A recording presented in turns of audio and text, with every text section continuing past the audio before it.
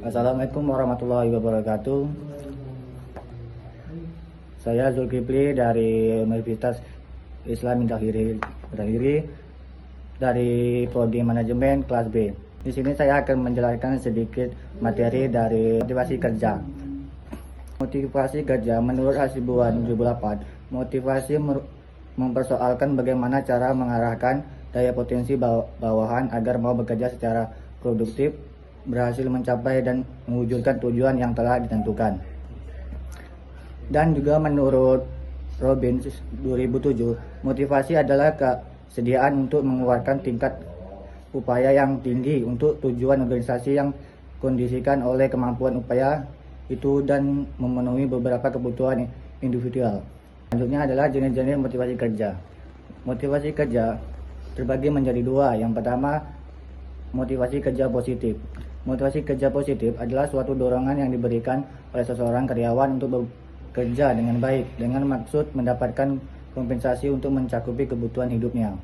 Ada beberapa macam bentuk pendekatan motivasi positif dalam rangka meningkatkan kinerja pegawai. Yang pertama, penghargaan terhadap pekerja yang dilakukan. Seorang pemimpin memberikan pujian atas hasil kerja seorang karyawan. Jika pekerjaan tersebut memuaskan, maka akan menyenangkan seorang karyawan tersebut. Yang kedua adalah informasi. Pemberian informasi yang jelas akan sangat berguna untuk menghindari adanya berita-berita yang tidak benar, kesalahan pemahaman atau bedanya pendapat dalam penyelesaian suatu pekerjaan. Terus yang ketiga, pemberian perhatian yang tulus kepada karyawan. Sebagai suatu individu, para karyawan dapat merasakan apakah suatu perhatian diberikan secara tulus atau tidak. Hendaknya seorang pemimpin harus berhati-hati dan memberikan perhatian. Selanjutnya yang keempat, dalam persaingan, pada umumnya setiap orang senang bersaing-saing secara jujur. Oleh karena itu, pemberian hadiah untuk yang menang merupakan bentuk motivasi positif. Selanjutnya adalah yang kedua, motivasi kerja negatif. Motivasi kerja negatif dilakukan dalam rangka menghindari kesalahan-kesalahan yang terjadi pada masa kerja. Selain itu, motivasi kerja negatif juga berguna agar karyawan tidak melalaikan kewajiban yang telah dibebankan. Bentuk motivasi kerja negatif dapat berupa sanksi, skors, penurunan jabatan, atau bebanan denda. Berdasarkan sumber, motivasi dapat dibedakan menjadi motivasi eksternal dan internal. Motivasi internal timbul pada diri pekerja waktu dia menjalankan tugas-tugas atau pekerjaan dan bersumber dari dalam diri pekerja itu sendiri. Dengan demikian berarti bahwa kesenangan pekerja muncul pada waktu dia bekerja dan dia sendiri menyenangi pekerjaan itu. Motivasi eksternal adalah motivasi yang muncul sebagai akibat adanya pengaruh yang ada di luar pekerjaan dan dari luar diri pekerja itu sendiri. Motivasi dari luar biasanya dikaitkan dengan imbalan kesehatan, kesempatan cuti, program rekreasi, perusahaan, dan lainnya. Pada konteks ini, manusia organisasional ditempatkan sebagai objek yang dapat didorong oleh faktor luar. Manusia bekerja karena semata-mata didorong oleh adanya suatu yang ingin dicapai dan dapat pula bersumber dari faktor-faktor di luar subjek. Selanjutnya adalah dimensi dan indikator motivasi kerja. Menurut Wibowo 2011, dimensi dan indikator motivasi adalah sebagai berikut. 1. Kebutuhan untuk berprestasi, target kerja, kualitas kerja, tanggung jawab, dan risiko. Terus yang kedua, kebutuhan perluas pergaulan, yaitu komunikasi dan persahabatan.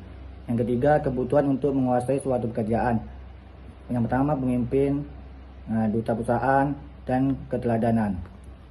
Dan selanjutnya, menurut Armstrong 1994, kebutuhan akan prestasi dan merupakan dorongan untuk mengungguli berprestasi sehubungan dengan seperangkat standar bergulat untuk sukses.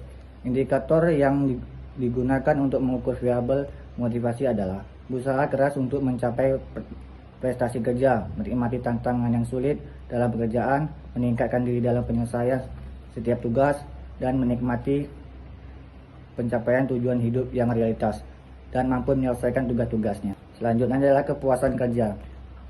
Menurut Wijoyo 2010, kepuasan adalah suatu perasaan yang menyenangkan yang merupakan hasil dari persepsi individu dalam rangka menyelesaikan tugas atau memenuhi kebutuhan untuk memperoleh nilai-nilai kerja yang penting bagi dirinya. Dan menurut Robbins 2007 mengemukakan bahwa kepuasan kerja adalah suatu sikap umum seorang individu terhadap pekerjaannya. Pekerjaan menuntut interaksi dengan rekan kerja dan atasannya, mengikuti aturan dan kebijakan organisasi, memenuhi standar kerja, hidup pada kondisi kerja yang sering kurang dari ideal, dan hal serupa lainnya. Dan selanjutnya indikator kepuasan kerja. Menurut Anwar 2009, indikator kepuasan kerja yaitu satu, kesesuaian. Seorang akan merasakan kepuasan bila apa yang didapat seorang lebih dari yang diharapkan. Yang kedua, rasa adil. Kepuasan seorang dapat bagaimana seorang merasakan adanya suatu keadilan atas situasi tertentu dan dengan cara mengabdikan diri dengan orang lain. Selanjutnya yang ketiga, hilangnya perasaan tidak puas. Merupakan faktor-faktor yang menjadi dari ketidakpuasan seseorang. Selanjutnya keempat, statisfer. Merupakan faktor-faktor yang menjadi sumber dari kepuasan seseorang meliputi pekerjaan itu sendiri, prestasi kerja, kesempatan untuk maju dalam pekerjaan, pengakuan terhadap prestasi dan tanggung jawab. Selanjutnya adalah faktor-faktor kepuasan kerja. Menurut Greensill dan Browns tahun 2000 mengemukakan 5 faktor yang menimbulkan kepuasan kerja. Yang pertama, kedudukan atau posisi. Dalam arti kedudukan yang lebih tinggi tidak selalu memberikan kepuasan yang lebih tinggi pula. Menurut mereka, perubahan tingkat pekerjaanlah yang mempengaruhi kepuasan kerja. Yang kedua, pangkat atau golongan. Dalam arti kenaikan pangkat atau golongan dapat merubah perilaku dan perasaan seorang terhadap pekerja. Yang ketiga, umur. Dalam arti semakin lanjut usia pegawai, maka tingkat kepuasan kerja biasanya semakin meningkat. Terus yang keempat, jaminan finansial. Dalam jaminan sosial, di mana masalah finansial dan jaminan sosial pada umumnya berpengaruh terhadap kepuasan kerja. Terus yang terakhir, yang kelima, mutu pegawai. Kepuasan pegawai dapat ditingkatkan melalui perhatian dan hubungan baik dari pemimpin kepada bawahannya, sehingga pegawai merasa dirinya merupakan bagian penting dari organisasi tersebut. Mungkin hanya itu aja yang bisa saya sampaikan. Terima kasih. Wassalamualaikum warahmatullahi wabarakatuh.